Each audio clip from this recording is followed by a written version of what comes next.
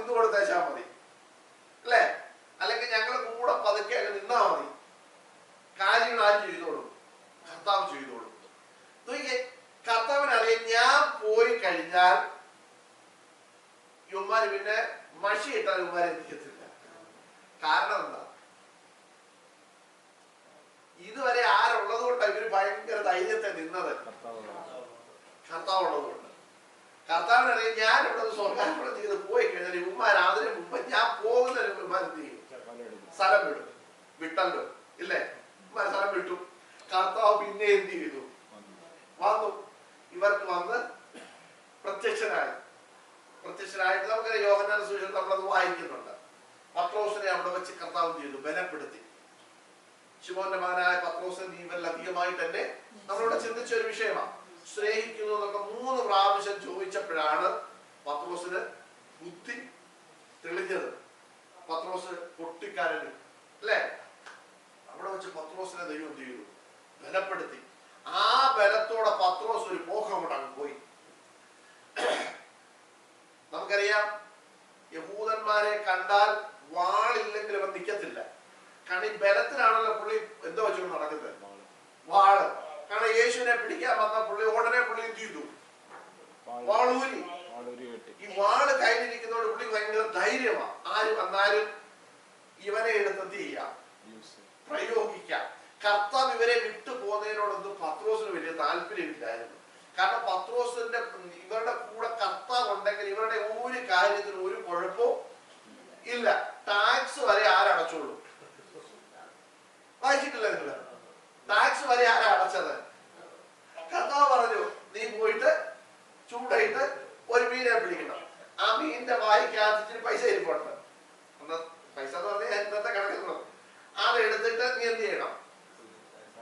എനിക്കും നിനക്കും കൂടെ ഉള്ള ടാക്സ് എന്ത് ചെയ്തേ? അടച്ചേക്കാൻ പറഞ്ഞു. അപ്പൊ പത്രോസ് നോക്കിയപ്പോ നല്ല കാര്യം, ടാക്സ് അടയ്ക്കണ്ട, വീട്ടിലേക്ക് നോക്കണ്ട. ഇനി വീട്ടിൽ ആരും സൗഖ്യമില്ല വന്നാലോ പതുക്കെ കർത്താവുമായിട്ട് ചായ കുടിക്ക് വീട്ടിലോട്ട് ചെന്നാ മതി. വീട്ടില് കർത്താവ് കാര്യം എന്ത് ചെയ്യും? ചെയ്തില്ലേ? വീട്ടിൽ ചെന്ന് അമ്മായിമ്മ പനി പിടിച്ച് കിടക്കുന്നു, കർത്താവ് എന്ത് ചെയ്തു? അപ്പൊ ആശുപത്രി പോകേണ്ട ആവശ്യം ഇല്ല, ടാക്സ് കൊടുക്കേണ്ട ആവശ്യം ഇല്ല. അപ്പൊ കർത്താവ് അതുകൊണ്ടാണല്ലോ പത്രോസ് പറഞ്ഞത് ഞങ്ങൾ നിന്നെ വിട്ടിട്ട് എവിടെ പോവും? ഞങ്ങൾ എങ്ങും പോകത്തില്ല, നീ എവിടെ പോയാലും നിന്റെ പുറകെ ഞങ്ങൾ എന്ത് ചെയ്യും? വരും. അപ്പൊ ഈ കർത്താവ് ഇവരെ വിട്ടു പോകുന്നതിനോടൊന്നും ഇവർക്ക് വലിയ താല്പര്യം ഇല്ല. കാരണം അതുകൊണ്ടാണ് ഈ കർത്താവിനെ പിടിക്കാൻ വന്നിട്ട് പുള്ളി വാളെന്ത് ചെയ്യുന്നത്. അതിനു മുമ്പേ പത്രോസ് പറഞ്ഞു ഇവിടെ ഒരു വാളുണ്ട് എന്ന് പറഞ്ഞിട്ടുണ്ടെ കർത്താവ് പറഞ്ഞു മതി. അതിന്റെ ഞാനിവിടെ പറഞ്ഞതെന്ന് തോന്നുന്നു. എന്ന് പറഞ്ഞാൽ എന്നാ ഒരു വാള് മതി, നമുക്ക് അതുകൊണ്ട് പോകാന്നാണോ കർത്താവ് പറഞ്ഞത്? അതിന്റെ അർത്ഥം എന്താണെന്നറിയോ? ആ സംസാരം മതിയെന്ന്. നിന്റെ വാളിന്റെ പരിപാടി ഒന്നും എന്റെ കൂടെ നടന്ന് വേണ്ട. ഇത് സ്നേഹത്തിന്റെ പരിപാടിയാണ്. ഇത് വാളൂരി വെട്ടുന്ന പരിപാടി ഇല്ല. പത്രോസ് വാളിന്റെ കാര്യം പറഞ്ഞിട്ടുണ്ടെ കർത്താവ് പറഞ്ഞു മതി എന്ന് പറഞ്ഞു. എന്ന് പറഞ്ഞു നിന്റെ ആ സംസാരം അവിടെ നിർത്തിയത്. കാരണം വാളും പരിചയം കൊണ്ടൊന്നും അല്ല ഞാൻ എന്ത് ചെയ്യാൻ വന്നത്. കർത്താവ് പറഞ്ഞു എന്റെ രാജ്യം ഐഹികമല്ല. വായിച്ചിട്ടില്ലേ നിങ്ങള്? എന്ന് പറഞ്ഞാൽ ഈ ഭൂമിയിൽ ഒരു രാജ്യം സ്ഥാപിക്കുന്നതല്ല എന്റെ ചിന്ത. അതിനുവേണ്ടി അല്ല ഞാൻ ഇപ്പൊ എന്ത് ചെയ്തത് വന്നത്. അങ്ങനെ സ്ഥാപിക്കാൻ ആയിരുന്നെങ്കിൽ എനിക്ക് ഇഷ്ടം പോലെ പട്ടാളക്കാരും സേവകരും ഒക്കെ എന്ത് ചെയ്തേനെ, കണ്ടേനെ. അപ്പൊ എന്റെ രാജ്യം എന്തല്ല, ഐഹികമല്ല. സ്വത്രം. ഈ ഹെരോദാവ് എന്തുകൊണ്ടാണ് ഈ കർത്താവ് ജനിച്ച സമയത്ത്, യേശു ജനിച്ച സമയത്ത് കൊല്ലാൻ തീരുമാനിച്ചെന്നറിയോ? ഈ വിദ്വാന്മാര് ചെന്നിട്ട് എന്നാ ചോദിച്ചേ? രാജാവായി പിറന്നവൻ എവിടെ? ഹെരോദാവ് ഞടുങ്ങിപ്പോയി.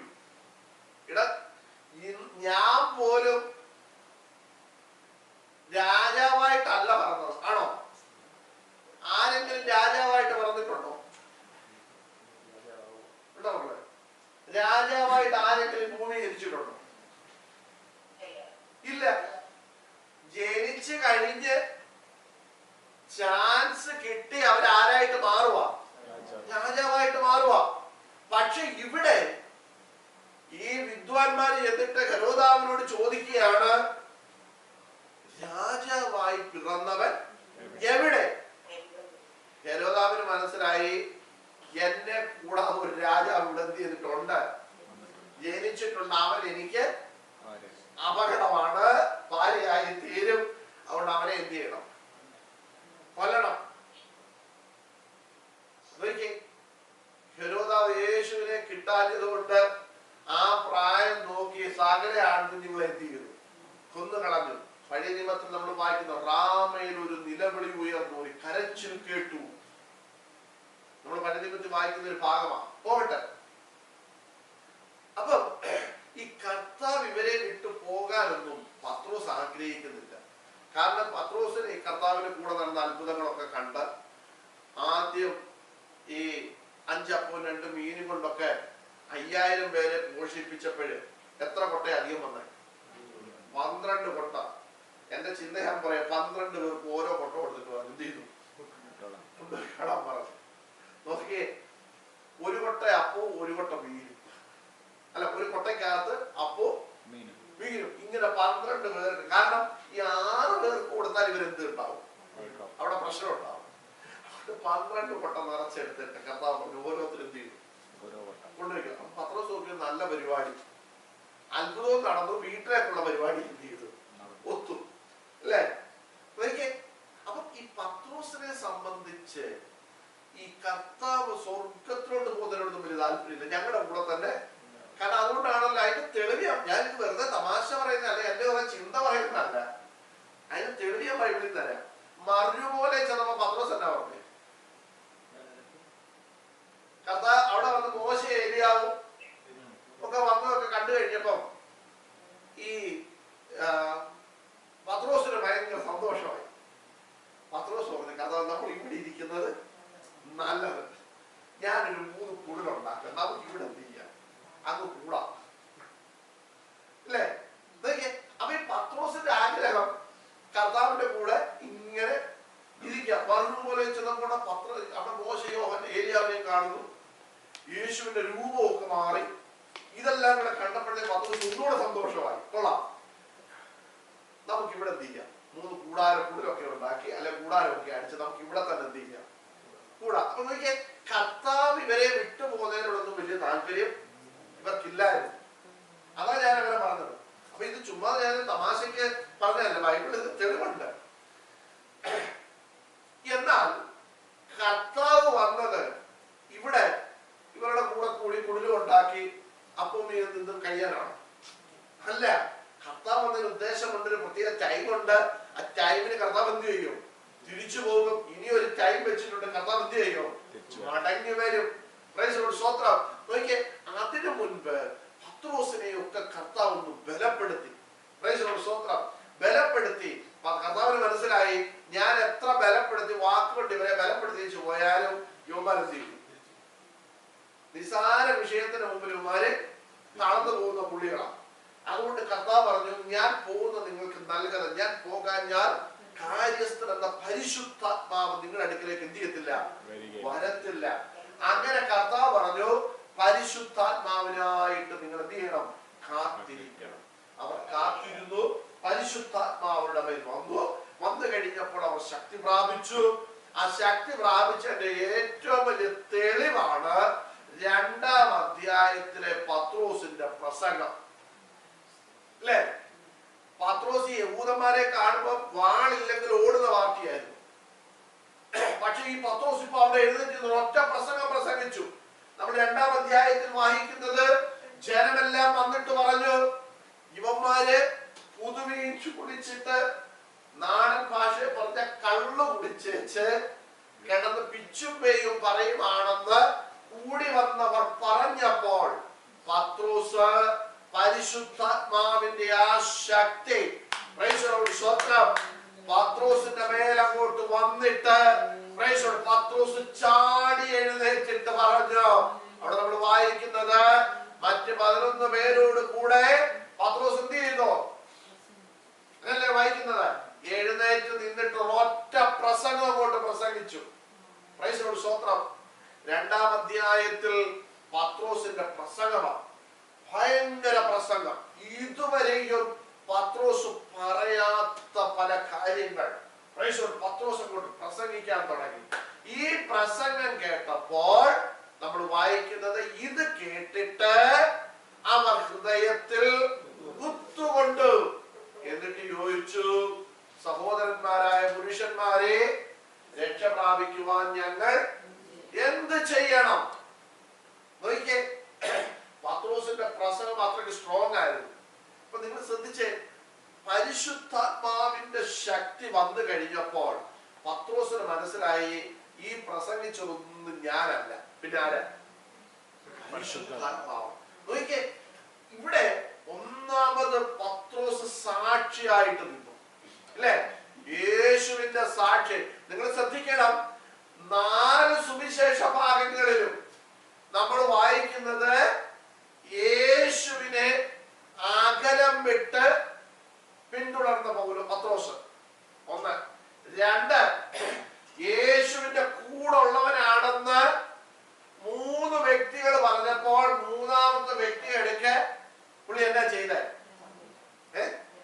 പ്രാകുവാനും ആണയിടുവാനും തുടങ്ങി. എനിക്ക് ആ മനുഷ്യനെ അറിയത്തില്ല.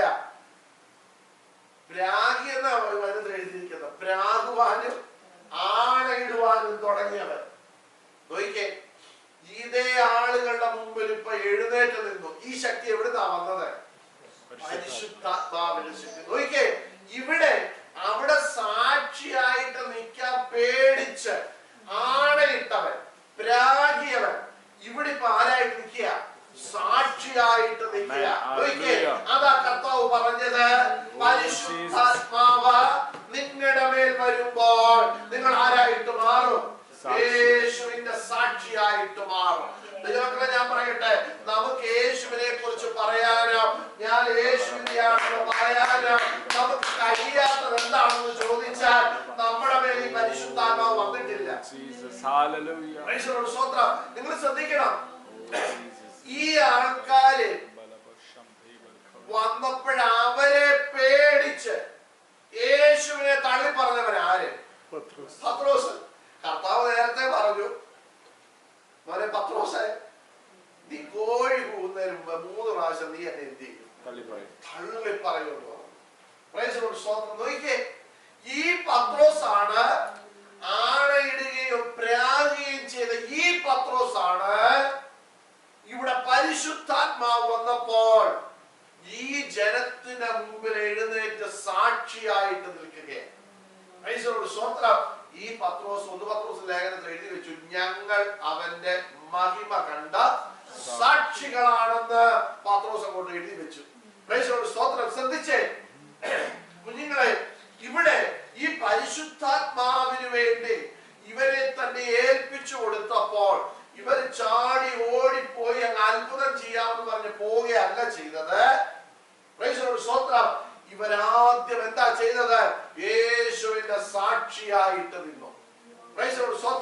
ഇനി അടുത്ത ശ്രദ്ധിച്ചോണം, യേശുവിന്റെ സാക്ഷിയായിട്ട് നിന്ന ഈ പത്രോസ് അടുത്ത സ്റ്റെപ്പിലേക്ക് കയറി. എന്താ? അത്ഭുതം ചെയ്യുകയുണ്ട്. നോക്കിക്കേ, ഇവിടെ നമ്മുടെ 3ാം അധ്യായത്തിൽ അതാണ് വായിക്കുന്നത്. ഒരിക്കൽ പ്രാർത്ഥനാ സമയത്ത് അവർ ദേവാലയത്തിലേക്ക് ചെല്ലുമ്പോൾ അമ്മയുടെ ഗർഭം മുതൽ മുടന്തനായ ഒരുവൻ ഭിക്ഷ യാചിച്ചുകൊണ്ട് അവിടെ ഇരുന്നു. അവരെ കണ്ടിട്ട് നമുക്ക് ചുരുക്കത്തിലൊക്കെ പറഞ്ഞു പോകാം. കണ്ടിട്ട് പറഞ്ഞു, ഞാൻ എനിക്ക് എന്തെങ്കിലും തരണമെന്ന് പറഞ്ഞപ്പോ അവര് പറഞ്ഞു, വെള്ളിയും പൊന്നും ഒന്നും ഞങ്ങളുടെ കയ്യിൽ ഇല്ല. അത് സത്യമാ പറഞ്ഞത്. കാരണം നിങ്ങൾ ഈ 3ാം അധ്യായം പഠിക്കുമ്പോഴ് 4ാം അധ്യായം ഒക്കെ പഠിക്കുമ്പോഴ് ഇവർക്കൊന്നുമില്ല, പ്രത്യേകിച്ച് ഇവിടെ പണമൊന്നുമില്ല. സഭ വളർന്നു കഴിഞ്ഞപ്പോൾ ഈ വന്ന വരുമാനങ്ങളൊക്കെ ഇവർക്കുള്ളൂ. കാരണം 4ാം അധ്യായം അവസാന ആ ഭാഗങ്ങൾ നമ്മൾ പഠിക്കുമ്പോഴ് അവിടെ നമ്മൾ കാണുന്നത് ഈ മാനസാന്തരപ്പെട്ട് വന്ന ഈ ജനമൊക്കെ അവർക്കുള്ളതൊക്കെ വിറ്റ് കൊണ്ടുവന്ന് ഇവിടെ കൊടുത്തു. അപ്പോസ്തലന്മാരുടെ കയ്യില് കൊടുത്തു. അപ്പോസ്തലന്മാരത് ആവശ്യമുള്ളവർക്കൊക്കെ എന്ത് ചെയ്യുമായിരുന്നു? അത് വീതിച്ചു കൊടുക്കുമായിരുന്നു. അപ്പൊ ഇവർക്ക് സ്വന്തമായിട്ടൊന്നും ഇല്ല. ഇവൻ ഭിക്ഷ കൊടുക്കാൻ പോലും ഇവരുടെ പൈസ ഒന്നും ഇല്ല. ഇവരിങ്ങനെ വിശ്വാസത്താൽ ഇവര് പരിശുദ്ധാത്മാവ് വന്നു കഴിഞ്ഞപ്പോ ഇവരുടെ നമ്മളതിനകത്ത് ഒരു കാര്യം, ഈ പരിശുദ്ധാത്മാവിന്റെ ശക്തി ഇവരുടെ മേലേക്ക് വന്നപ്പോ ഇവരുടെ ഭൗതിക വിഷയം പോലും ഇവരെന്ത് ചെയ്തു? സത്യമാണോ? ഞാൻ പറഞ്ഞത് സത്യമാണോ? പരിശുദ്ധാത്മാവ് ഇവരുടെ മേൽ വന്നു കഴിഞ്ഞപ്പോൾ ഇവരുടെ ഭൗതിക വിഷയം എന്നുള്ള വിഷയം പോലും ഇവരെന്ത് ചെയ്തു? മറന്നുപോയി. ഇവര് വിട്ടു. ഇവിടെ ഇവരുടെ പ്രത്യേകിച്ച് ഇവര് കള്ളമൊന്നുമല്ല പറഞ്ഞേ. ഇവര് പറഞ്ഞു ഞങ്ങളുടെ ഇതിനൊക്കെ വെള്ളിയും പൊന്നും ഒന്നും തരാൻ ഇല്ല, പക്ഷേ ഞങ്ങൾക്കുള്ള ഒരു കാര്യമുണ്ട്.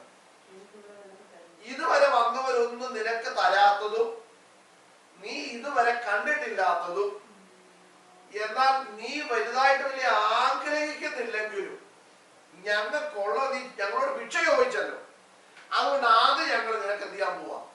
ഇപ്പൊ തരാൻ പോവാ എന്ന് പറഞ്ഞ് അവർ യേശുവിന്റെ നാമത്തിൽ അവന്റെ കൈ പിടിച്ച് അവനെ എന്ത് ചെയ്തു?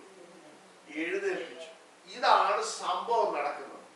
അടുത്ത പാരഗ്രാഫ് പഴയ ബൈബിളില് നമ്മൾ വായിക്കുന്നത് 7-ാം വാക്യം തൊട്ട് വായിക്കുമ്പോൾ നമ്മൾ അല്ല അതിന്റെ 11-ാം വാക്യം തൊട്ട് നമ്മൾ വായിക്കുമ്പോൾ അവിടെ നമ്മൾ വായിക്കുന്നത് അവൻ പത്രോസിനോടും യോഹന്നാനോടും കൂടെ ചേർന്ന് ജനമെല്ലാം അതിശയിച്ചു. കാരണം ഈ വന്ന പുള്ളികളെല്ലാം ഇവരെന്തോ കൊടുത്തതാ? ഭിക്ഷ കൊടുത്തതാ. ഈ വന്നവരാരും അവരോട് പറഞ്ഞിട്ടില്ല ഞങ്ങളുടെ ഈ പൈസ ഇല്ല, അതുകൊണ്ട് ഞങ്ങളുടെ ഇല്ലുള്ളൂ നിനക്ക് തരാമെന്ന്. പോയവരൊക്കെ പറഞ്ഞു കാണും കുഞ്ഞെ വല്ലതും തരണമെന്ന് ആഗ്രഹമുണ്ട്, പക്ഷെ ഞങ്ങൾക്ക് ദേവാലയത്തിൽ പോയിട്ട് എന്തോ ഇടണം, പോത്താഴ്ചയുള്ള പൈസ മാത്രമേ കയ്യിലുള്ളൂ, അതുകൊണ്ട് ഇപ്പൊ തരാൻ നിവർത്തിയില്ല എന്ന് പലരും പറഞ്ഞു കാണും. ചിലര് പറഞ്ഞു കാണും ഇവരെന്നും ഇവിടെ ഉണ്ടല്ലോ, ഇവര് വേറെ പണിയൊന്നും ഇല്ലയോ എന്ന് ചോദിച്ചു കാണും. ഇങ്ങനെ വിവിധ നിലകളിൽ ഇവരോട് പല കാര്യങ്ങളും ചോദിച്ചവര് കാണും. പക്ഷേ ഈ പറഞ്ഞവരെല്ലാം അത്ഭുതപ്പെട്ടുകൊണ്ട് ഒരു വലിയ ദൈവപ്രവൃത്തി അവരിൽ ദൈവം എന്ത് ചെയ്തു? നടത്തി. അതാണ് നമ്മളിവിടെ വായിക്കുന്നത്. അവിടെ ഇങ്ങനെ അവൻ പത്രോസിനോട് യോഹന്നാനോട് ചേർന്ന് നിൽക്കുമ്പോൾ ജനമെല്ലാം വിസ്മയം കൊണ്ട് ശലോമോന്റേതെന്ന് പേരുള്ള മണ്ഡപത്തിൽ അവരുടെ അടുക്കൽ ഓടിക്കൂടി. ശ്രദ്ധിച്ചേ, അപ്പൊ പരിശുദ്ധാത്മാവിന്റെ ശക്തിയിൽ ഇവർ സാക്ഷിയാകാനായിട്ട് തുടങ്ങിയപ്പോൾ, ഇവരിൽ കൂടെ ചിലത് ദൈവ പ്രവൃത്തി വെളിപ്പെട്ടപ്പോൾ ജനം എന്ത് ചെയ്തു? ഓടിക്കൂടാൻ തുടങ്ങി. ഞാൻ അവിടെ നിൽക്കുന്നില്ല, സമയം മുൻപോട്ട് പോകുന്നല്ലോ. ഓടിക്കൂടി. അവിടെ ഒത്തിരി കാര്യങ്ങൾ നമുക്ക് പഠിക്കാറുണ്ടെങ്കിലും എന്റെ വിഷയത്തിലേക്ക് ഞാൻ വരട്ടെ. ഓടിക്കൂടി. അടുത്തത്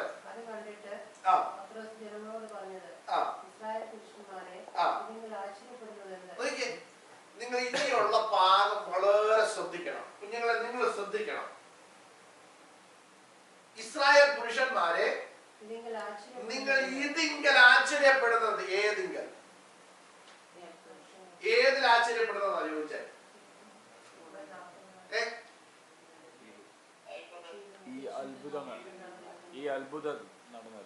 ഈ മുടന്തനായ വ്യക്തി നടക്കുന്നത് കണ്ടിട്ട് നിങ്ങൾ എന്തിനാണ് ആശ്ചര്യപ്പെടുന്നത്?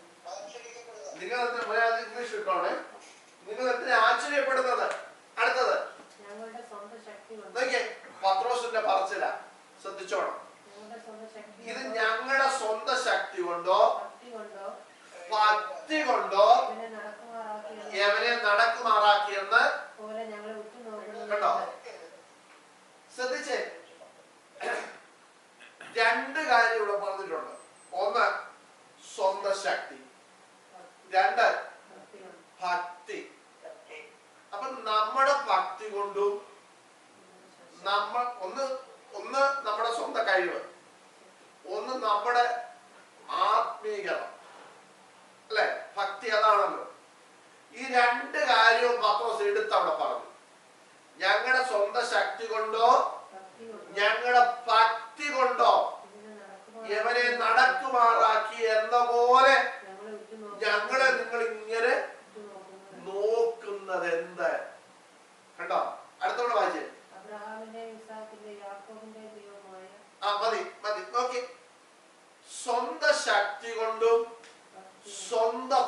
ഭക്തി കൊണ്ട്. നമുക്കറിയാം പത്രോസ് മരിച്ചവരെ വരെ എന്ത് ചെയ്ത വ്യക്തിയാണ്, ഉയർത്തെഴുന്നേൽപ്പിച്ച വ്യക്തിയാണ് അല്ലേ?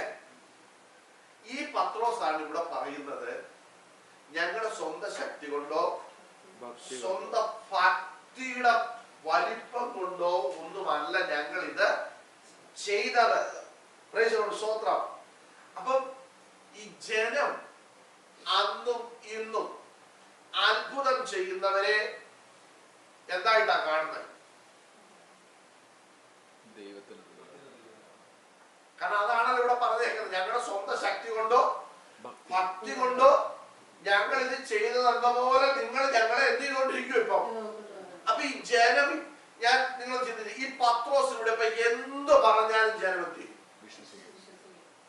അല്ലേ?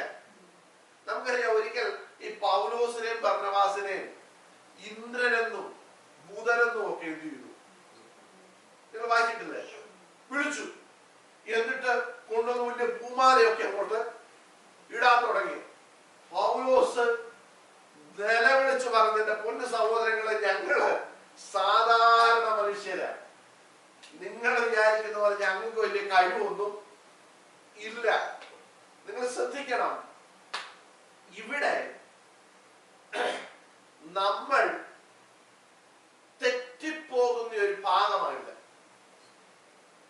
ഈ ജനമെല്ലാം ഇപ്പം ഇന്ന് സംഭവിക്കുന്ന ഒരു കാര്യം എഴുതി വെച്ചേക്കുന്നത്, ഞാൻ ഇവിടെ ഒരു അത്ഭുതം ചെയ്ത് കഴിഞ്ഞാൽ പിന്നെ ഞാൻ എന്ത് പറഞ്ഞാലും ജനം എന്ത് ചെയ്യും?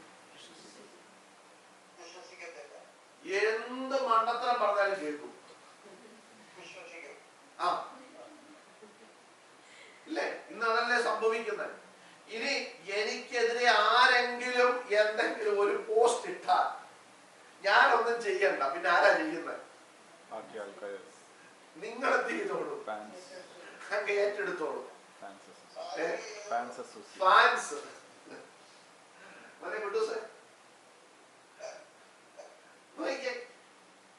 ഇന്ന് സംഭവിക്കുന്നതിന്റെ 100% ഉറപ്പായ ഒരു കാര്യം ഇവിടെ നടക്കുന്നത്. നിങ്ങൾ ചിന്തിച്ചേ, ഇവിടെ പത്രോസ് പറയുക, ഞങ്ങള് ഇങ്ങോട്ട് വരുന്ന വഴിക്ക് ഞങ്ങൾ ഇറങ്ങിയപ്പോഴേ ഞാൻ തോന്നിയതാണ്, ഇന്ന് ഇവിടെ ഒരു അത്ഭുതം ഞങ്ങൾ ചെയ്തു. പത്രോസ് പറഞ്ഞല്ലോ, ഞാൻ ഭയങ്കരമായിട്ട് നോക്കുന്നു. പത്രോസ് പറഞ്ഞതല്ല.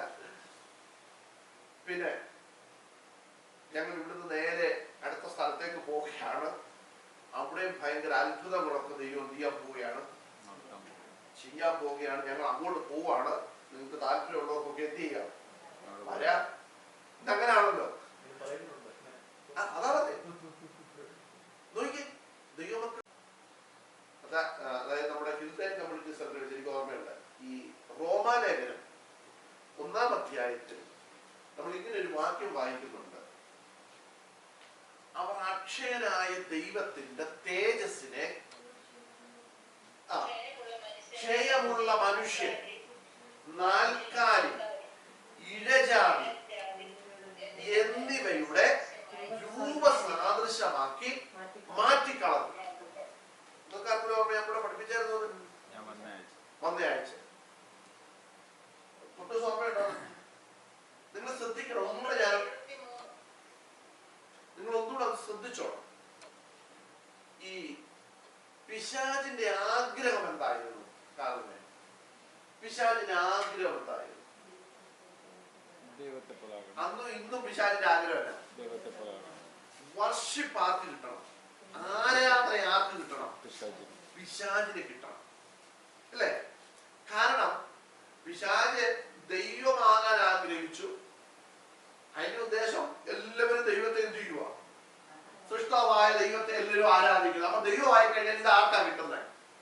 പിശാചിന് കിട്ടും. ശ്രദ്ധിച്ചോണം നിങ്ങൾ, ഈ പിശാചിന്റെ റൂട്ട് നമ്മൾ മനസ്സിലാക്കണം. അപ്പം പിശാചിന് മനസ്സിലായി, ദൈവമായി കഴിഞ്ഞാൽ ഞാനാണ്, സകല ആരാധന എനിക്ക് കിട്ടും, ലോകം മുഴുവൻ എന്നെ എന്ത് ചെയ്തോളൂ? ദൈവമായിട്ട് കണ്ടോളൂ. അപ്പൊ ഇവന്റെ ഉള്ളിൽ ഒരു ആഗ്രഹം, എനിക്ക് ആരാകണം? ദൈവമാകണം. ദൈവം ഇരിക്കുന്ന ആ സിംഹാസനത്തിൽ കയറി എനിക്കൊന്ന് കൂടി വായിക്കുന്നത്. ഒന്ന് ഇരിക്കണം എന്നൊക്കെയുള്ള ആഗ്രഹം വന്നപ്പോഴാണ് ദൈവം അവനെ വെട്ടിയെത്തി ചെയ്തു താഴെ. ഈ വീണവൻ ശ്രദ്ധിച്ചോണം, ദൈവമാകാൻ പറ്റത്തില്ല എന്നും മനുഷ്യന് ദൈവമാകാൻ പറ്റത്തില്ല എന്നും മനസ്സിലാക്കിയവൻ അടുത്ത ട്രിക്ക് ഇറങ്ങി. എവിടാന്നറിയോ? ഏദൻ തോട്ടത്തിൽ. അവയോട് വന്നിട്ട് എന്നാ പറഞ്ഞെന്നറിയോ? നിങ്ങൾ ഈ വൃക്ഷത്തിന്റെ ഫലം തിന്നണം, തിന്നുന്ന നാളിൽ നിങ്ങൾ മരിക്കത്തില്ല, നിങ്ങളുടെ കണ്ണ് തുറക്കും. അടുത്ത എന്നാ പറഞ്ഞെന്നറിയോ? നിങ്ങൾ ആരെ പോലെയാകും? സത്യത്തിലാകും. ഇതാകത്തില്ലെന്ന് ആകെ നോക്കിയാൽ അടി പേടിച്ച് വന്ന പുള്ളിയാ. ശ്രദ്ധിച്ചോണം അല്ലെ? ദൈവമാകാൻ ശ്രമിച്ചിട്ട് അവിടുന്ന് അടിയും മേടിച്ച് വന്ന പുള്ളി ഇവിടെ വന്നിച്ച് ഈ മനുഷ്യനോട് പറഞ്ഞു, നിങ്ങൾ ഈ വൃക്ഷത്തിന്റെ ഫലം തിന്നാൽ നിങ്ങൾ ദൈവത്തെ പോലെയാകും. നിങ്ങളൊന്ന് ഓർത്തു നോക്കിക്കേ, സത്യത്തിൽ പിശാചിനെ അറിയത്തില്ലായിരുന്നു ഇവര് ദൈവത്തെ പോലെ ആകത്തില്ലെന്ന്. അറിയാനും. അതുകൊണ്ടാണ് പിശാചിനെ കുറിച്ച് ദൈവത്തിൽ പറഞ്ഞിരിക്കുന്നത്, അവൻ ഫോഷ്ക്ക് പറയുന്നവനും ഫോഷ്ക്ക് പറയുന്നവന്റെ അപ്പനുമാകുന്നു എന്ന് ദൈവത്തെ എഴുതി വെച്ചിരിക്കുന്നത്. മനസ്സിലായോ? നിങ്ങൾ ശ്രദ്ധിക്കണം. അവിടെ വെച്ച് ഇത് പറഞ്ഞ് ഈ മനുഷ്യനെ അവൻ എന്ത് ചെയ്തു? തെറ്റിച്ചു, ദൈവത്തിൽ നിന്ന് അകറ്റി. ചില ആൾക്കാരില്ലേ, അവൻ എന്നോട് മിണ്ടത്തില്ല, എന്നാ ഇനി ഇവ എവരോടും എന്ത് ചെയ്യണ്ട. ഇപ്പൊ ഞാൻ ജസ്റ്റിൻ എന്നോട് എന്ത് ചെയ്യത്തില്ല, മിണ്ടത്തില്ല. പക്ഷെ ജസ്റ്റിൻ പ്രിൻസുമായിട്ട് ഭയങ്കര കമ്പനി. അപ്പൊ എനിക്ക് ഭയങ്കര അസുഖമാണ്. എന്നോട് മിണ്ടാത്ത ജസ്റ്റിൻ ആരുമായിട്ടാ കമ്പനി? ഇപ്പൊ എന്നാലിട്ട് അവന് പ്രിൻസിനൊരു അല്ല ജസ്റ്റിനിട്ട് ഒരു പണി എങ്ങോട്ട് കൊടുത്തു? പ്രിൻസിന്റെ അടുത്ത് കൊടുത്തു.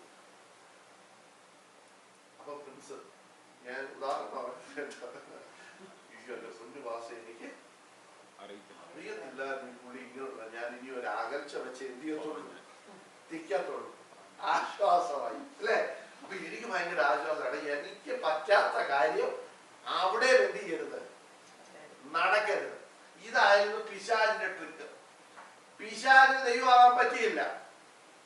എന്നാ പിന്നെ ദൈവത്തെ ആരാധിക്കാനായിട്ട് സൃഷ്ടിച്ച ഈ മനുഷ്യന്റെ ആരാധന ഇനി എങ്ങോട്ട് ചെല്ലരുത്, ദൈവത്തിനടുക്കോട്ട് ചെല്ലരുത്. അവൻ അന്ന് തൊട്ട് ആരാധന ആഗ്രഹിച്ച് ദൈവമാകാൻ നടക്കുക. നിങ്ങൾ ശ്രദ്ധിച്ചോളൂ. ദൈവമാകാൻ നടന്ന ഈ മനുഷ്യരെയൊക്കെ ഇവൻ എന്ത് ചെയ്തു? കയ്യിലെടുത്തു. കയ്യിലെടുത്തിട്ട് ഇവനോട് പറഞ്ഞു, ഈ കാണുന്നതെല്ലാം ദൈവങ്ങളാണെന്ന് പറഞ്ഞു.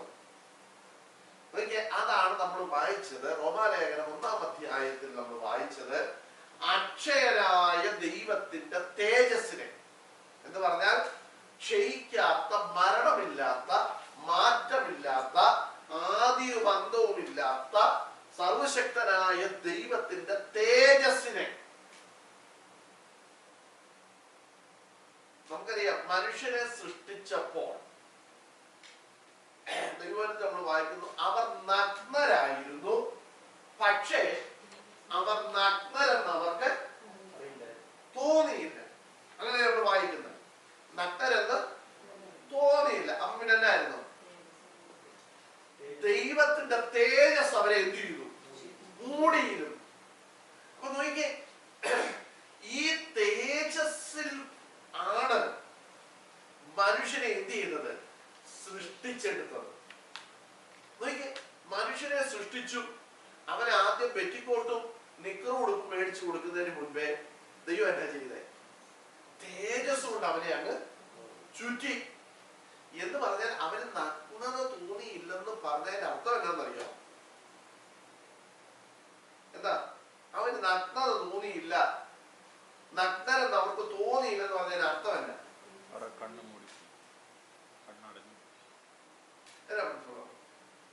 നിങ്ങൾ ചിന്തിച്ചു നോക്കി. അവർക്ക് നഗ്നരെന്ന് അവർക്ക് തോന്നിയില്ലെന്ന് പറഞ്ഞതിന്റെ അർത്ഥം എന്നാ?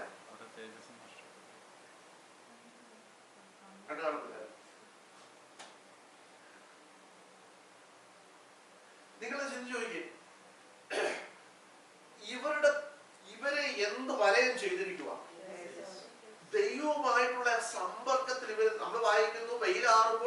എന്ത് ചെയ്യും? ഓട്ടത്തിൽ ഇറങ്ങി വരും. അപ്പൊ ദൈവവുമായിട്ടുള്ള ഒരു കൂട്ടായ്മയിലാണ് ഇവർ എന്ത് ചെയ്യുന്നത്? നിൽക്കുന്നത് അല്ലെ? ആ ദൈവവുമായിട്ടുള്ള കൂട്ടായ്മ ബന്ധത്തിൽ ഇവർ നിന്നപ്പോൾ ഇവർക്ക് മനസ്സിലായി ദൈവത്തിന്റെ തേജസ് ഇവരെ വന്ന് എന്ത് ചെയ്തിരിക്കുക? ചുറ്റിയിരിക്കുക. അപ്പൊ ഇവരുടെ ശരീരത്തെ കുറിച്ചോ ഇവരുടെ വസ്ത്രത്തെ കുറിച്ചോ ഇവരുടെ മറ്റു ഭൗതിക വിഷയത്തെ കുറിച്ചുള്ള ഒരു ചിന്തയും ഇവരെ എന്ത് ചെയ്യുന്നില്ല, അലട്ടുന്നില്ല. കാരണം ഇവരെ ആരുമായിട്ടുള്ള കൂട്ടായ്മയിലാണ് നിൽക്കുന്നത്? ദൈവവുമായിട്ടുള്ള. ദൈവമക്കളെ, ഈ ദൈവവുമായിട്ട് അങ്ങോട്ട് അടുത്ത് കഴിയുമ്പോൾ നമ്മുടെ ഭൗതികം എന്ന വിഷയത്തെ കുറിച്ചുള്ള ആകുലതകളെല്ലാം നമ്മളെ വിട്ടു ചെയ്യും. ഞാൻ പറഞ്ഞ മനസ്സിലായോ? ഈ പൗലോസ് എങ്ങനെ ഇതിനെയൊക്കെ അതിജീവിച്ച്? പൗലോസ് പണക്കാരനായിരുന്നു അല്ല, കർത്താവിന്റെ വേലയ്ക്ക് ഇറങ്ങി കഴിഞ്ഞു. പട്ടിണിയോട് പട്ടിണിയായിരുന്നു. പക്ഷെ പുള്ളി എപ്പോഴേലും പറയുന്നുണ്ടോ, അയ്യോ ഞാൻ പട്ടിണി കിടക്കുവായിരുന്നേ? പറഞ്ഞിട്ടുണ്ടോ? പുള്ളി പറയുന്നുണ്ട്, പലവട്ടം പട്ടിണി വന്നിട്ടുണ്ടെന്ന് പറയുന്നുണ്ട്. പക്ഷെ അത് ദുഃഖിച്ചോണ്ടല്ല പറയുന്നത്. ആണോ?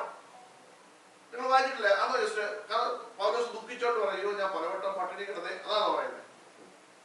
ഇന്ന് നമ്മൾ പല സാക്ഷ്യങ്ങൾ കേൾക്കത്തില്ല, ഞാൻ എത്ര പട്ടിണി കിടന്നു നിങ്ങൾക്ക് അറിയാമോ? ഈ സാക്ഷ്യം പറഞ്ഞവരുടെ പട്ടിണിയും മാറ്റി ഇവര് കമ്പനി വരെ തുടങ്ങിയവരുണ്ട്. ഏതാ ഈ പട്ടിണി പറഞ്ഞ് ഞാൻ പട്ടിണി കിടന്നു, ഞാൻ അങ്ങനെ, എനിക്ക് വസ്ത്രമില്ലായിരുന്നു, എനിക്ക് ഉള്ള ജോലി പോയി. ഓക്കെ, ഇതൊക്കെ പറഞ്ഞു, ഇതൊക്കെ ഓർത്തോ? നിങ്ങള് ഓർത്ത് ദൈവത്തിന് എന്ത് ചെയ്തോളാം? ഇന്ന് ഈ ജോലിയും ഈ നല്ല പാൻറ് ഉടുപ്പും വീടും കാറും കിട്ടുമ്പോ അത് ഓർത്ത് കർത്താവ് എന്ത് ചെയ്തു? നന്ദി പറഞ്ഞു. പക്ഷെ ഇത് പറഞ്ഞ് കാശുണ്ടാക്കാൻ എന്ത് ചെയ്യരുത്? പോകരുത്. പോകട്ടെ. നോക്കിയേ, ഈ പത്രോസ് എങ്ങും ചെന്നിട്ട് പറഞ്ഞില്ല, അയ്യോ ഞാൻ പട്ടിണി കിടക്കുമായിരുന്നു, ഞാൻ ഈ കർത്താവിന്റെ വേലയ്ക്ക് ഇറങ്ങി, നല്ലൊരു വസ്ത്രമുണ്ടോ, അതുമില്ല, പുതപ്പുണ്ടോ പുതയ്ക്കാൻ, ഉള്ള പുതപ്പോടെ പോയി അല്ലേ? പുള്ളി പറഞ്ഞ് നീ വരുമ്പോ കുറെ ചർമ്മലിഖിതങ്ങളും പിന്നെ കൂടുതൽ എൻ്റെ ഒരു പഴയ പുതപ്പൂടെ ഉണ്ട്, അതുകൂടെ നീ എന്ത് ചെയ്തോണം കൊണ്ടുപോകേണ്ട. കാരണം ഇവിടെ ശീതമായി, എനിക്ക് പുതപ്പ് വേണം. നോക്കിയേ, പത്രോസ്, നിങ്ങൾ ശ്രദ്ധിച്ച്, പൗലോസിന് ഈ ചെന്നെടുത്ത് സുവിശേഷം പറയാൻ ചെന്നെടുത്തൊക്കെ അവരോട് പറഞ്ഞ് എനിക്ക് നല്ല പുതപ്പുണ്ടെന്ന് പറഞ്ഞ് മേടിക്കരുതായിരുന്നു. പക്ഷെ പൗലോസ് അതല്ല പുള്ളിയുടെ ലക്ഷ്യം.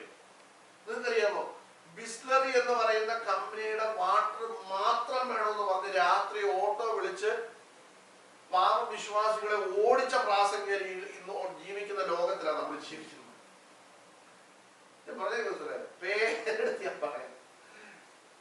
ഈ ബിസ്ലറി ആദ്യം ഇറങ്ങിയ വെള്ളം നമ്മൾ ഇന്നും ഈ കുപ്പിവെള്ളം എന്തോ പറയുന്നത് ബിസ്ലറി വാട്ടർ. സത്യത്തിൽ ബിസ്ലറി വാട്ടർ, ബിസ്ലറി എന്ന് പറയുന്നത് എന്നായിരുന്നു? ഒരു കമ്പനിയുടെ പേരായിരുന്നു. നമ്മൾ ഈ ടോം ടോം എന്നൊക്കെ പറയുന്നത് ടോം ടോം എന്നാ കമ്പനിയാ. ഇന്ന് നാവികത്തിൽ നമ്മൾ എന്നാ പറയുന്നത്? ടോം ടോം എന്നാ പറയുന്നത്. ബിസ്ലറി എന്ന് പറയുന്ന കമ്പനിയുടെ വെള്ളം മാത്രമേ ഞാൻ കുടിക്കത്തുള്ളൂ എന്ന് പറഞ്ഞ് രാത്രിയില് ഓട്ടോ വിളിച്ച് കടകൾ തോറും കയറ്റി ഇറക്കിയ പ്രാസംഗികരുള്ള നാട്ടിലാണ് നമ്മൾ ജീവിക്കുന്നത്. മനസ്സിലായോ? കൺവെൻഷന് പട്ടിണിയും കഷ്ടവും അനുഭവിച്ച് ഉപദ്രവം സഹിച്ച് യേശുവിനെ പ്രസംഗിക്കാൻ പറഞ്ഞിട്ട് ഇത്രയും നീളത്തിൽ കഴിക്കുന്ന ഫുഡിന് ലിസ്റ്റ് കൊടുത്ത പുള്ളികൾ താമസിക്കുന്ന നാട്ടിലാണ് നമ്മൾ താമസിക്കുന്നത്. ഇത് കണ്ണുകൊണ്ട് കണ്ടിട്ട് പറയുക. ഇത് ഞങ്ങളോട് സൂക്ഷിക്കുന്ന സമയത്ത് അവിടെ പ്രസംഗിക്കാൻ വന്ന പുള്ളി അവർക്ക് കഴിക്കേണ്ട ഫുഡിന്റെ ലിസ്റ്റ്, മനസ്സിലായോ? നമ്മൾ ആരെയാ പ്രസംഗിച്ചേ?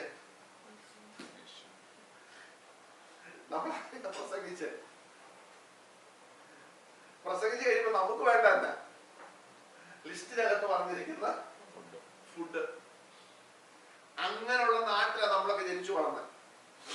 മനസ്സിലായോ?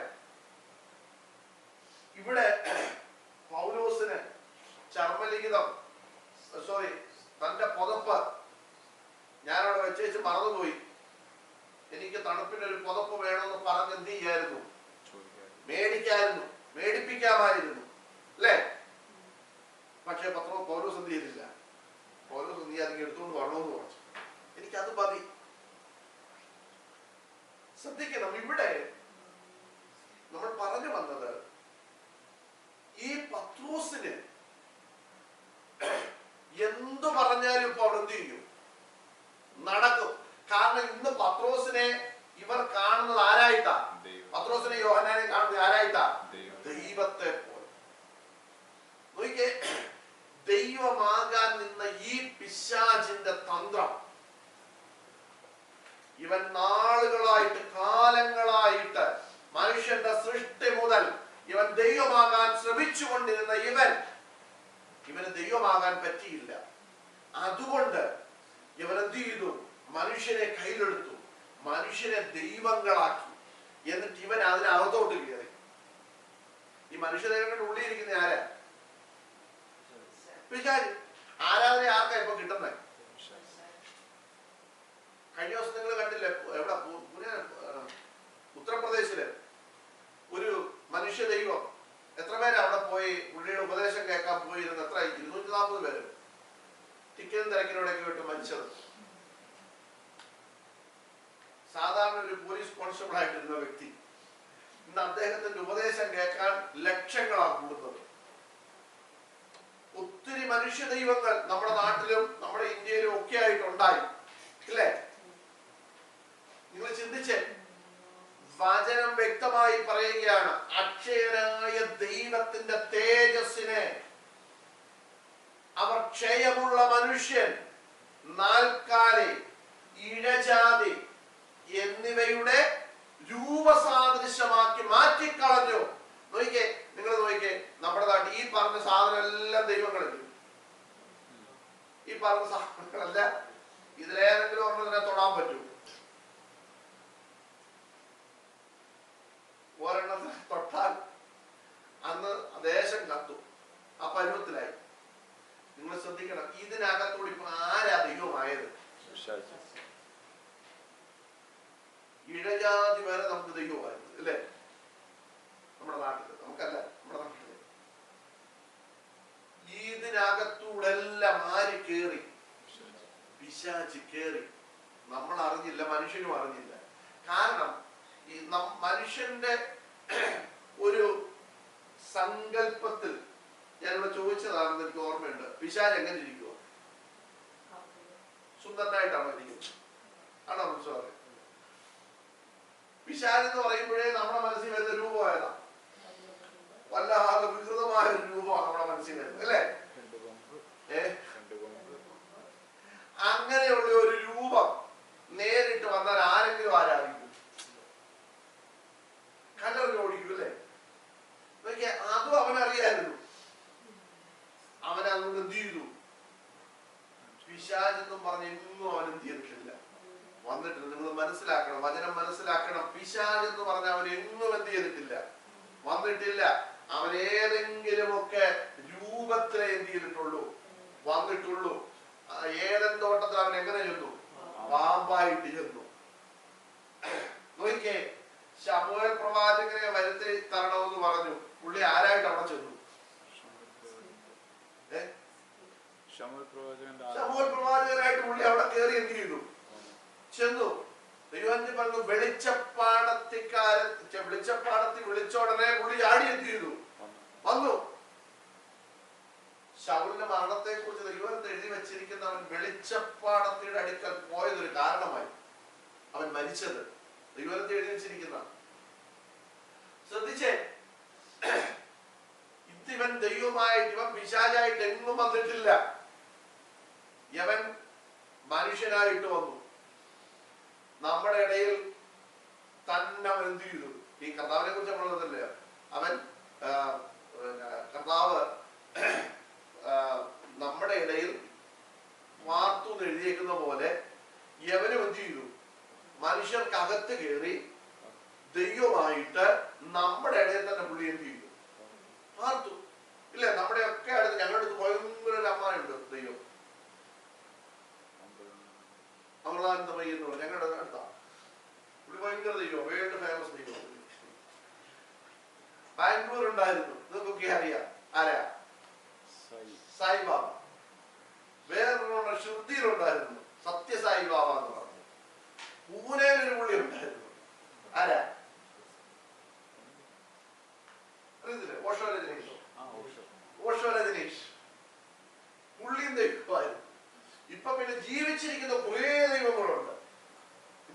ദൈവമായിട്ട് നടന്ന ഒരു പുള്ളി പണ്ട് ജയിലിൽ കിടന്ന് മരിച്ചു.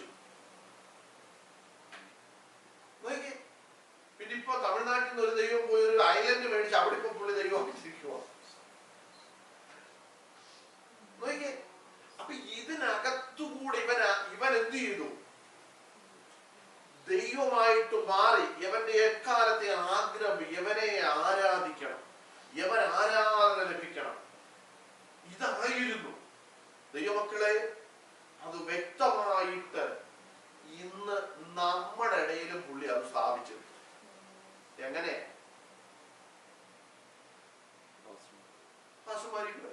കറക്റ്റാ പറഞ്ഞത്, ശരിയാ പറഞ്ഞേ. ഞാനിവിടെ അത്ഭുതം ചെയ്ത് കഴിഞ്ഞപ്പോഴത്തേക്ക് എന്റെ ആഗ്രഹം പിന്നെ എന്ത് ചെയ്യണം? നിങ്ങളെല്ലാം എന്നെ ഞാൻ പറയുന്നതാണ് പിന്നെ കറക്റ്റ്. നോക്കിക്കേ, നികളം കേറി.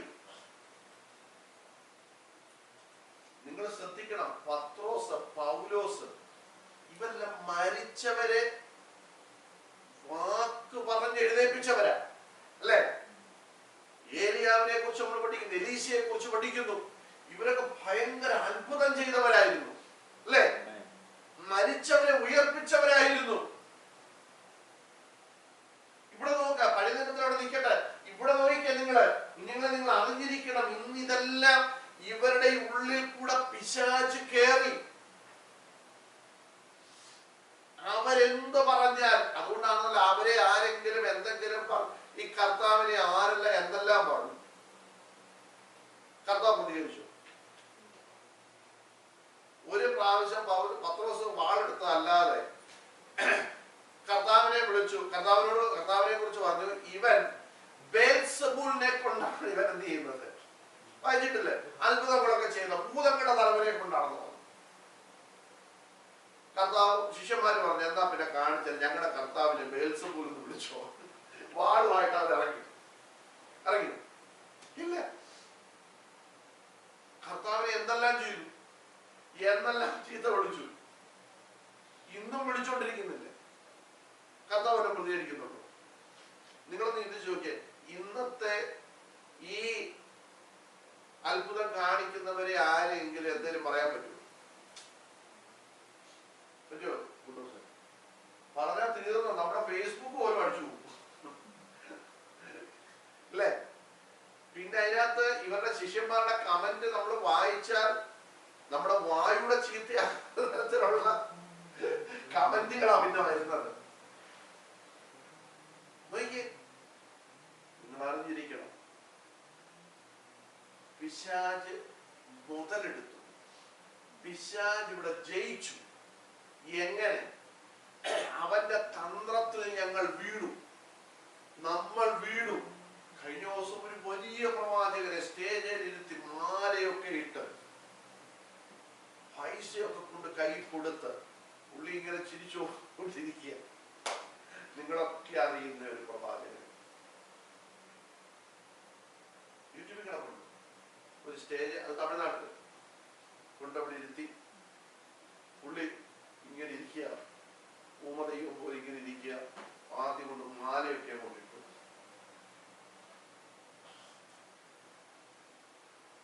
ഈ കഴിഞ്ഞ ദിവസം നടന്ന പുള്ളി ഭയങ്കര പ്രവാചകൻ.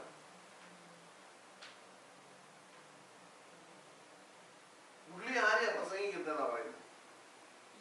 യേശുവിനെ പ്രസംഗിക്കുന്നതാ പറയുന്നത്. പക്ഷെ മഹത്വം വിട്ടുപോയാൽ ഇവര് യേശുവിനെ വരെ ജയിലിൽ കയറ്റും. മനസ്സിലായോ? ദൈവമക്കളെ, നമ്മൾ അറിഞ്ഞിരിക്കണം, ഇങ്ങനെയുള്ളവരുടെ കീഴിൽ പോയി ഇരിക്കരുത്. മനസ്സിലായോ? ഇങ്ങനെയുള്ളവരുടെ കൺവെൻഷനുകൾ നിങ്ങൾ പോയി ഇരിക്കരുത്. അവിടെ മഹത്വം പോലെ ആർക്കാന്നറിയാവോ? ആർക്കാ? പിശാചിന. നമ്മൾ തിരിച്ചറിയുന്നില്ല. നമ്മൾ പലപ്പോഴും ഇത് അറിയുന്നില്ല. നോക്കിക്കേ, കർത്താവ് പറഞ്ഞു, ഞാൻ എന്റെ മഹത്വം മറ്റൊരുവന് വിട്ടുകൊടുക്കത്തില്ല. ഇന്ന് ഈ അത്ഭുതം ചെയ്യുന്നവരൊക്കെ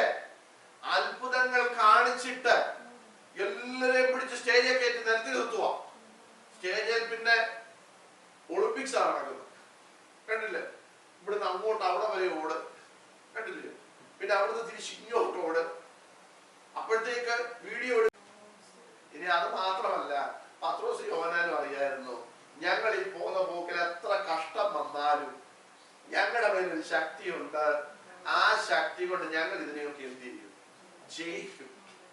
തെളിവ് ഈ യോഹന്നാനെ പിടിച്ച് എവിടെ ഇട്ടു? തിളക്കുന്ന എണ്ണയ്ക്കകത്തിട്ടു അല്ലേ? എന്താ സംഭവിച്ചത്? ഒന്നും പറ്റിയില്ല. ഇത് കണ്ട രാജാവ് പറഞ്ഞാ പിന്നെ അവനെ അറ്റ കൈ നാട് കടത്തിയേക്കാന്ന് വിചാരിച്ചു. എന്നെ എങ്ങോട്ട് വിട്ടു? എവിടോട്ടാ വിട്ടത്? പത്മോസ് എന്ന ദ്വീപിലേക്ക് അവനെ എന്ത് ചെയ്തു? നാട് കടത്തി. പരിശുദ്ധാത്മാവിന്റെ അഭിഷേകമുള്ള നാട് കടത്തപ്പെട്ട അവിടെ ചെന്നപ്പോൾ എന്താ സംഭവിച്ചത്? നമ്മൾ വായിക്കുന്നില്ല, കർത്തൃ ദിവസമായപ്പോൾ ഞാൻ ആത്മവിവശനായി. സ്വർഗത്തിലെ ദൈവം പറഞ്ഞു, നീ കാണുന്ന ഒരു പുസ്തകത്തിൽ എന്ത് ചെയ്യുക? എഴുതി വെക്കുക. കണ്ടോ? നോക്കിക്കേ. അപ്പൊ ഇവർക്കറിയായിരുന്നു എന്റെ മേൽ പകർന്ന ഈ ആത്മശക്തി. ഒന്ന്, ഞാൻ ഇനിയും അനേക സ്ഥലങ്ങളിൽ യേശുവിന്റെ സാക്ഷിയായിട്ട് ഞാൻ എന്ത് ചെയ്യേണ്ട? നിൽക്കേണ്ടതാണ്. അതിനുള്ള പുറപ്പെടാം. നോക്കിക്കേ, ഇവിടെ എന്നെ കുറിച്ചോ ഈ പത്രോസിനെ കുറിച്ചോ ഈ യോഹന്നാനെ കുറിച്ചോ നിങ്ങളെ കുറിച്ചോ ദൈവം ആഗ്രഹിക്കുന്നത്. അപ്പോൾ ഇവിടുത്തെ കാര്യം തന്നെ പറയാം. അവർക്ക് മനസ്സിലായി ഞങ്ങൾ ഇവിടെ കർത്താവിന്റെ സാക്ഷിയാണ്. കാരണം ഇവരെന്നാ പറഞ്ഞേ? ഞങ്ങളുടെ സ്വന്തം ശക്തി കൊണ്ടും ഞങ്ങളുടെ ഭക്തി കൊണ്ടും ഞങ്ങൾ ഏതാണ്ട് ഭയങ്കര കാര്യം ചെയ്തതെന്ന പോലെ നിങ്ങളെല്ലാം കൂടെ ഞങ്ങളെ എന്ത് ചെയ്തു? ഇങ്ങനെ നോക്കി നിൽക്കുന്നത് എന്താന്ന് ചോദിച്ചു. ഞങ്ങളല്ലേ. താഴോട്ടുള്ള ഭാഗങ്ങൾ വായിച്ചാൽ വ്യക്തമായിട്ട് അവിടെ യേശുവിന്റെ സാക്ഷിയായിട്ട് പത്രോസ് യോഹന്നാൻ അവിടെ നിന്നു. അവരവിടെ യേശുവിനെ ഉയർത്തി. അവരാരും ഇവനെ പിടിച്ച് സാക്ഷി പറയാൻ നിർത്തിയില്ല. നിർത്തിയോ? ഇല്ല. എന്നിട്ടൊരു അനൗൺസ്മെന്റ്. നിങ്ങൾ കണ്ടല്ലോ, ഇവൻ സുന്ദരം എന്ന ദേവാലയ ഗോപുരത്തിന്റെ അടുക്ക വർഷങ്ങളായിട്ട് ഗുണത്തിനായിരുന്ന വ്യക്തിയാണ്. ഈ പള്ളിക്കാർക്കോ പള്ളി കമ്മിറ്റിക്കാർക്കോ ഇവരെ സൗഖ്യം കൊടുക്കാൻ ഇതുവരെ പറ്റിയില്ല, ഇതുവരെ കഴിഞ്ഞിട്ടില്ല. അതുകൊണ്ട് ഇന്ന് ഞങ്ങൾ സൗഖ്യം കൊടുത്തൊക്കെ നിങ്ങൾ കണ്ടല്ലോ. അതുകൊണ്ട് ഞങ്ങൾ അപ്പുറത്തോട്ട് ചർച്ച തുടങ്ങുന്നുണ്ട്. നാളെ തൊട്ട് ആരും ഇവിടെ ചുമ്മാ പോയി സമയം എന്ത് ചെയ്യണ്ട, പൈസയും കളയണ്ട, അങ്ങോട്ട് വരണം എന്ന് പുള്ളി അവിടെ അനൗൺസ്മെന്റ് ഒന്നും എന്ത് ചെയ്തില്ല, നടത്തിയില്ല. അടുത്തത്, ഈ പുള്ളിയെ പിടിച്ചു നിർത്തി സാക്ഷ്യം പറഞ്ഞില്ല. ഇനിയും ഏതെങ്കിലും കുടന്തരോ കുരുടരോ അങ്ങനെയൊക്കെ ഉള്ളവരുണ്ടെങ്കിൽ കൊണ്ടുവരണം. ഇവിടെ അനൗൺസ്മെന്റ് ഒന്നും എന്ത് ചെയ്തില്ല. നിങ്ങളുടെ വീൽ ചെയർ പൊക്കി പിടിച്ചോണ്ട് ഓട് എന്നൊന്നും അവിടെ എന്ത് ചെയ്തില്ല, പറഞ്ഞില്ല. അവിടെ ചെയ്യേണ്ടത് പരിശുദ്ധാത്മാവ് ചെയ്തു. അവരടുത്ത സ്ഥലത്തോട്ട് എന്ത് ചെയ്യുക? പോവാ. നിങ്ങൾ വായിച്ചു നോക്ക്. പത്രോസ് അവിടെ കൂടിയില്ല. ഞാൻ പറഞ്ഞത്, ഇന്ന് കാണിക്കുന്ന ഈ പരിപാടികളൊന്നും അവരെന്ത് ചെയ്തില്ല. അതിന്റെ കാരണം എന്താണെന്നറിയോ? അവർക്കറിയാം ഞങ്ങൾ ഇതൊന്നും ചെയ്തത്. ഞങ്ങളുടെ മേൽ പകർന്ന പരിശുദ്ധാത്മാവില്ല എങ്കിൽ, ഞങ്ങളുടെ മേൽ പകർന്ന ഈ ശക്തി ഞങ്ങൾക്കില്ലായിരുന്നു എങ്കിൽ ഞങ്ങൾ ഇതൊന്നും എന്ത് ചെയ്യത്തില്ലായിരുന്നു, ചെയ്യത്തില്ലായിരുന്നു. സ്വത്രം ദൈവമക്കളെ, ആ ഒരു ചിന്ത അവർക്കുള്ളത് കൊണ്ട് ആ പരിപാടി നടന്നു. അവരവിടുന്ന് അടുത്ത സ്ഥലത്തേക്ക് എന്ത് ചെയ്തു? പോയി. നിങ്ങൾ 4-ാം അധ്യായം വായിക്കണം. ഇവര് നേരെ പോയത് എങ്ങോട്ടാണെന്നറിയോ? സ്ഥലമല്ല ഞാൻ ചോദിക്കുന്നത്, ഇവരടുത്ത പോയി കിട്ടിയെന്നറിയോ? 4-ാം അധ്യായം നമ്മൾ പഠിക്കുമ്പോഴ് അടി കിട്ടി, ഉപദ്രവം കിട്ടി. നോക്കിക്കേ, ഭയങ്കര അത്ഭുതം ചെയ്തേച്ച് പോയി നേരെ കിട്ടിയതല്ല. നിങ്ങൾ 4-ാം അധ്യായം അതിന്റെ 19-ാം വാക്യത്തിൽ ഇങ്ങനെ വായിക്കുന്നത്. അതിന് പത്രോസ് യോഹന്നാനും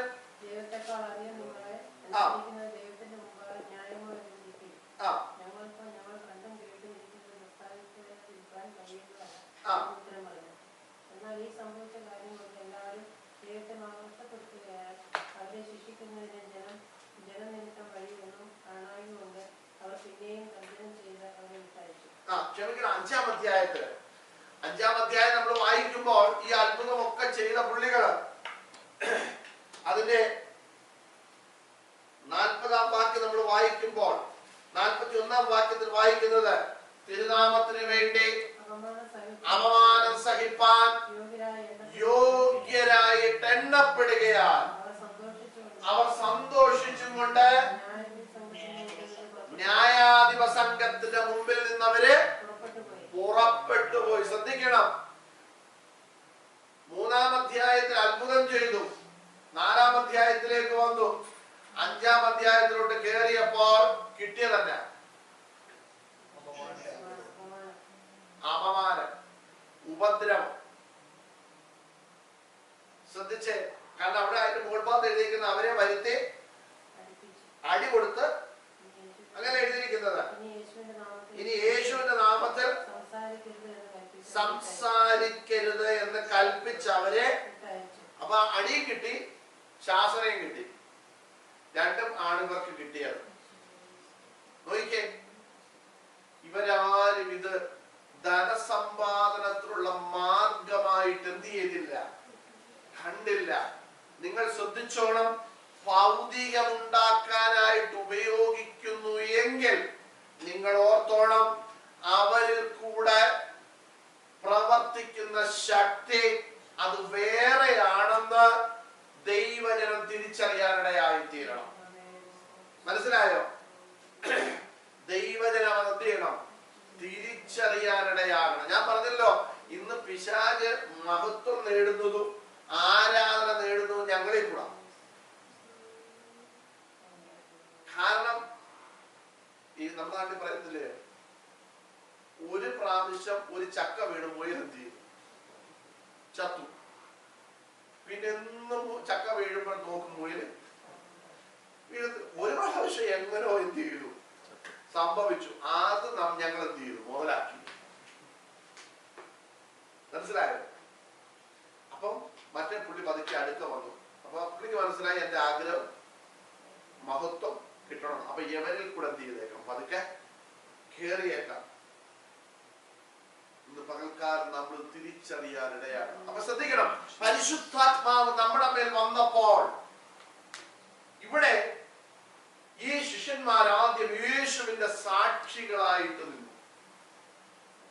അവർ യേശുവിനെ പ്രദർശിപ്പിക്കാനിടയായി. അവർക്കറിയാം ഞങ്ങളെ പ്രദർശിപ്പിക്കേണ്ട ഒരാവശ്യവും ഇല്ല. കാരണം ഞങ്ങൾ വെറും, നമ്മൾ അതാ വിഷയം എടുത്ത്, ഞങ്ങൾ വെറും ആരാ? പാത്രങ്ങളാണ്. ഈ പാത്രത്തിനകത്ത് എന്തെങ്കിലും നിറഞ്ഞെങ്കിൽ മാത്രമേ ഈ പാത്രത്തിന് എന്തുള്ളൂ, വിലയുള്ളൂ.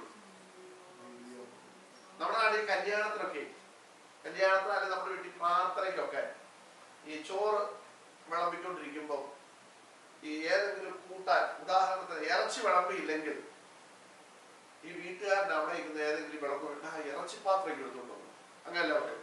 ആ ഇറച്ചി പാത്രം എടുത്തു, അതോ ആ പാത്രം എടുത്തോണ്ടാണ് ഇറച്ചി പാത്രം എടുത്തോണ്ടോ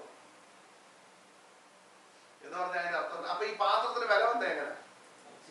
ഇറച്ചി അതിനകത്ത് ഇരുന്നുകൊണ്ടാണ് പറഞ്ഞത് ഇറച്ചി പാത്രം ഇങ്ങനെ എടുത്തോണ്ട് വരാൻ. ഇനി ചോറ് കൊടുക്കാൻ, ചോറ് രണ്ടാമതുള്ള ചോറ് പാത്രം എടുത്തോണ്ടോ പറയത്തില്ലേ? അപ്പൊ എന്തിരുന്നുകൊണ്ടാ ഈ പാത്രത്തിന് വില വന്നേ? ചോറ് അതിനകത്തിരുന്നത് കൊണ്ടാ. ദൈവമക്കളെ, നമുക്ക് എങ്ങനെയാ വില വന്നേ?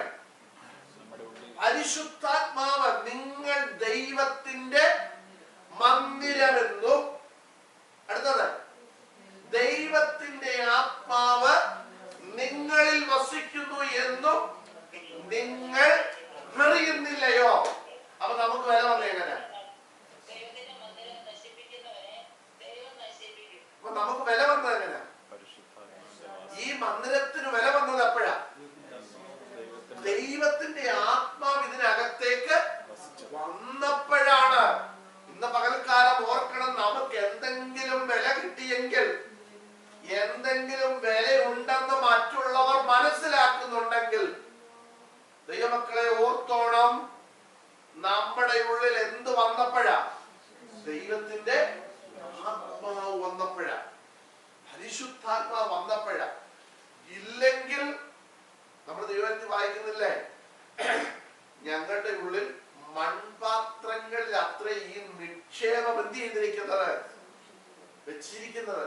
അപ്പൊ ഈ മൺപാത്രത്തിനകത്ത് നിക്ഷേപം, ഒരു നിക്ഷേപം നടത്തി. ആ നിക്ഷേപം വന്നതുകൊണ്ടാണ് ഈ പാത്രത്തിൽ എന്ത് വന്നത്? വില വന്നത്. ഞാൻ പെട്ടെന്ന് നിർത്താം. നമുക്കറിയാം, ഈ യേശു കർത്താവ് കാനാവിലെ കല്യാണത്തിന് എത്ര പാത്രത്തിൽ വെള്ളം കോരി?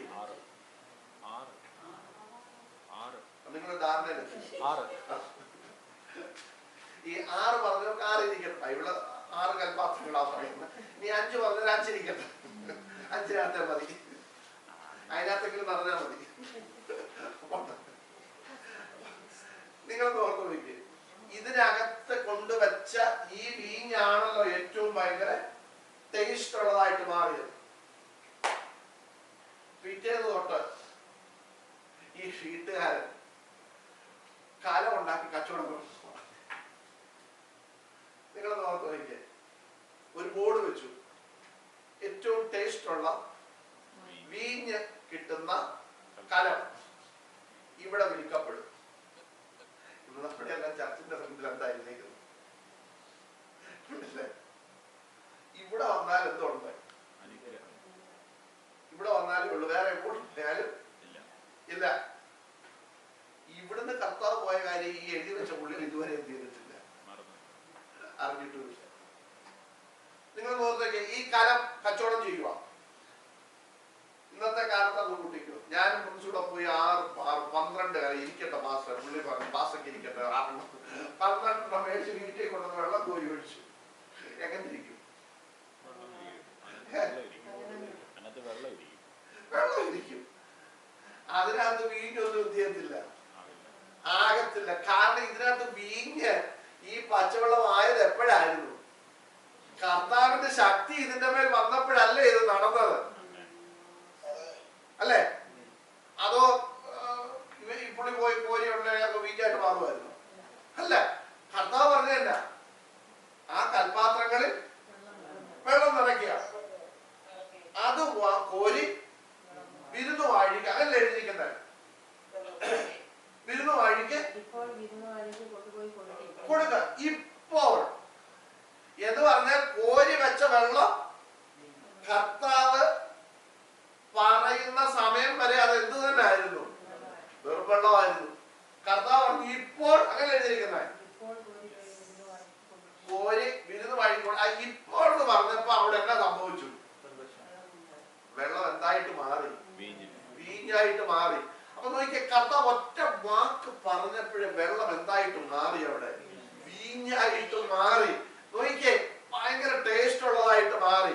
ഈ കഴിച്ച പുള്ളികളെല്ലാം വീട്ടുകാരനോട് ചൂടായി, നീ ഇത്രയും നേരം ഈ സാധനം എവിടെ വെച്ചേക്കുമായിരുന്നു? എടാ, ഇത് ആദ്യമല്ലോടാ തരേണ്ടത്, അങ്ങനെ എഴുതിയിരിക്കുന്നത്. എടാപ്പടാന്നോട് എഴുതിയിട്ടില്ല. ഇത് സാധാരണ ആദ്യമാണല്ലോ തരുന്നത്, പിന്നെ എളുപ്പമുള്ളത് തരുമല്ലോ. പക്ഷെ നീ ഇപ്പൊ തിരിച്ചാണല്ലോ ഇത് ചെയ്തത്. പക്ഷെ ഈ കഴിച്ച പുള്ളിക്ക് അറിയത്തില്ല ദൈവശക്തി ഇതിനകത്ത് ഇറങ്ങിയത് എപ്പോഴാണ്. നോക്കിക്കേ ദൈവമക്കളെ, ഈ ദൈവശക്തി ഇറങ്ങുന്നത് വരെ ഈ കൽപാത്രം എന്ത് തന്നെ ആയിരുന്നു? കാല് കഴുകാൻ ഉപയോഗിക്കുന്നതായിരുന്നു. അതിനകത്ത് കോരിയ വെള്ളവും വെറും പച്ചവെള്ളം ആയിരുന്നു. സ്തോത്രം. ഞാൻ ഈ പേരും പറഞ്ഞ് ഞാൻ നേരത്തെ പറഞ്ഞു, ഞാനും കുറച്ചുകൂടെ കലക്കച്ചവടം തുടങ്ങിയാൽ എങ്ങനെ ഇരിക്കും? ഇന്ന് നമ്മുടെ ഇടയിൽ നടക്കുന്ന ഇതാ, മനസ്സിലായോ? കലക്കച്ചവടമാണ് നടക്കുന്നത്. നമ്മൾ ഇത് എന്ത് ചെയ്യണം? തിരിച്ചറിയണം. ഞാൻ പറഞ്ഞ മനസ്സിലായോ? ഞാൻ പറഞ്ഞ മനസ്സിലായോ? നമ്മളിത് തിരിച്ചറിയണം. ഇന്ന് പകൽക്കാലം ഞാൻ എന്റെ വാക്കിലൂടെ നിർത്തുകയാണ്. ബാക്കി കാര്യങ്ങൾ ദൈവം അനുവദിച്ചാൽ നമുക്ക് അടുത്ത ആഴ്ച പഠിക്കാം. ഇന്ന് പകൽക്കാലം കേട്ട വചനം നമ്മുടെ ജീവിതത്തിൽ അനുഗ്രഹമായി തീരട്ടെ. ക്രിസ്തുവിന്റെ സാക്ഷികളായി നിൽക്കുവാൻ, ക്രിസ്തുവിന്റെ പ്രവൃത്തി നമ്മിൽ കൂടെ വെളിപ്പെടുവാൻ, നമ്മെ ഉപയോഗിക്കപ്പെടുവാൻ, ദൈവവരങ്ങൾ സമർപ്പിക്കാൻ നമുക്ക് ദൈവത്തിൽ പ്രാർത്ഥിക്കാം. Praise the Lord.